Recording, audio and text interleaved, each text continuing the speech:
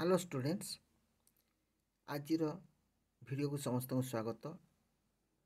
बड़पण कवितार आउ केतोटी 3 निर्दिष्ट प्रश्न देखा। आज प्रथम प्रश्न कौन अच्छी 10 नंबर है। प्रथम प्रश्न बड़पण निदा कहबार यथार्थ विचार कर। टी स्पेलिंग भूल अच्छी। बड़पण निदा कहबार यथार्थ विचार कर। कवि राधानाथ राय। कविता बड़पण। निदा शब्दर अर्थ होची जहाँ मजबूत व भंगुर नुहे। निदा शब्दर अर्थ होची जहाँ मजबूत व भंगुर नुहे। प्रकृत बड़पण धर्म कार्य साधना द्वारा अर्जित पुण्य मिलता है। प्रकृत बड़पण कौट मिलता है? प्रकृत बड़पण धर्म कार्य साधना द्वारा अर्जित पुण्य मिलता है। धर्म काम करी साधना द्वारा अर्जित पुण्य मिलता है बड़पण, जहाँ मनुष्य को यही संसार रे यशस्वी और महियान करिଥାଏ। धर्म पथरे चली जो महत्व बड़पण अर्जन करा जाए ताहाको कालर वज्रदंड भांगी पारे नहीं। से बड़पण मनुष्यर मृत्यु पर मध्य प्रतिष्ठा हराई न थाए।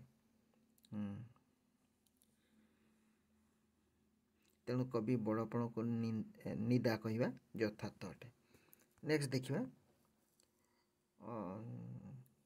कालर वज्रदंड। कालर वज्रदंड क्यों भांगी जाए? ये स्पेलिंग भूल अच्छी, सॉरी।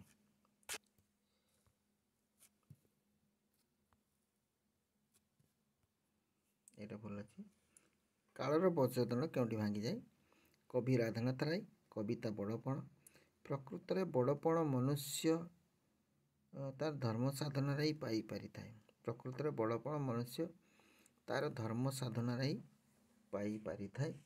धन यौवन और प्रभुतर बड़ीमा कालर वज्र दंताघात भांगी जाए। धन यौवन और प्रभुतर बड़ीमा कालर वज्र दंताघात भांगी जाए। दंताघात भांगी जाए किंतु धर्म निकट में ही वज्रदंड भांगी जाए।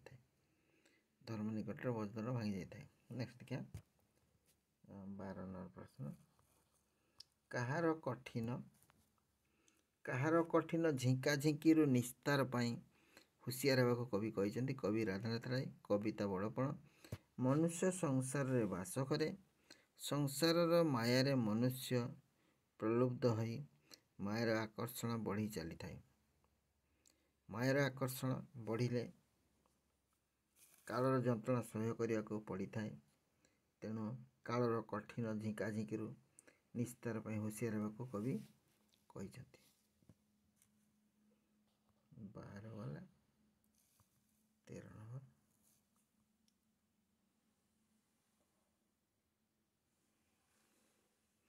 मायार छाया किपरि बढ़ी जाए? मायार छाया किपरि? कवि राधानाथ राय। कविता बड़पण। सूर्य जेतिकी अस्त हेबाकु लागे छाया सेतिकी सेतिकी प्रलंबित हुए। अनुरूप भाव मनुष्यर आयु सूर्य जेतिकी अस्त हेबाकु लागे अर्थात आयुष जेतिकी बढ़ी बढ़ी चले ए संसार प्रति माया रूपक छाया सेतिकी बढ़ी बढ़ी चली थाए। नेक्स्ट देखिए 14 नंबर। 14 कौन अच्छी? केउथिरु मन को बाहुड़ाई नेबाको मन को बाहुड़ाई नापी कवि कहते। कवि राधानाथ राय। कविता बड़पण। मनुष्य को धन मान यौवन और पद पदवी। मनुष्य को धन मान यौवन और पद पदवी प्रभृति संसार माया मोहरे बांधि रखी थाए। यही माया मोहरु मन बाहुड़ाई नहीं धर्म पथरे पथिका होगापाई कवि उपदेश देइछन्ति। रूपक पथ को विधाता गढ़ी।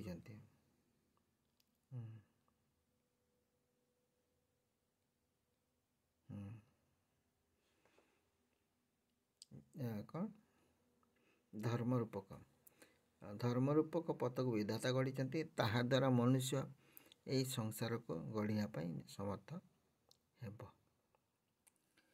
गला आ गोटे नंबर अच्छी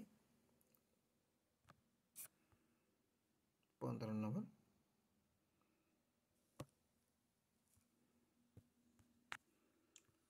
ମଣିଷ ଜୀବନରେ କାଳର ମହତ୍ତ୍ୱକୁ କବି କିପରି ବର୍ଣ୍ଣନା କରିଛନ୍ତି? କବି ରାଧାନାଥ ରାୟ, କବିତା ବଡ଼ପଣ।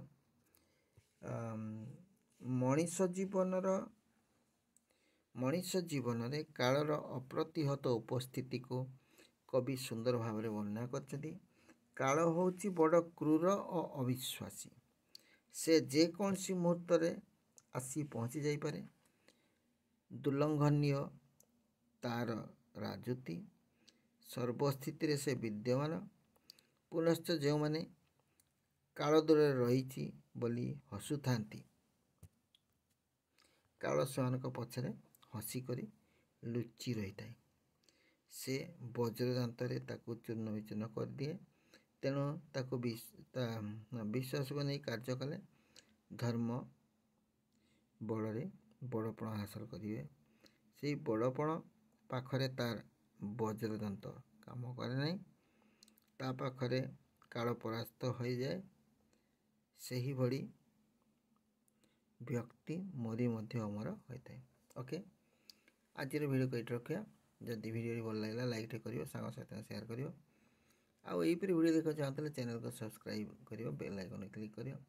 ତାହେଲେ ପରବର୍ତ୍ତୀ ଭିଡ଼ିଓ ଗୁଡ଼ିକ ନୋଟିଫିକେସନ୍ ତୁମ ପାଖରେ ସବୁବେଳେ ଆগে ପହଞ୍ଚିବ। ଧନ୍ୟବାଦ। ଯେଉଁଠି ଥାଉ ଭଲରେ ଥାଉ, ସୁଖରେ ଥାଉ। Thanks for watching.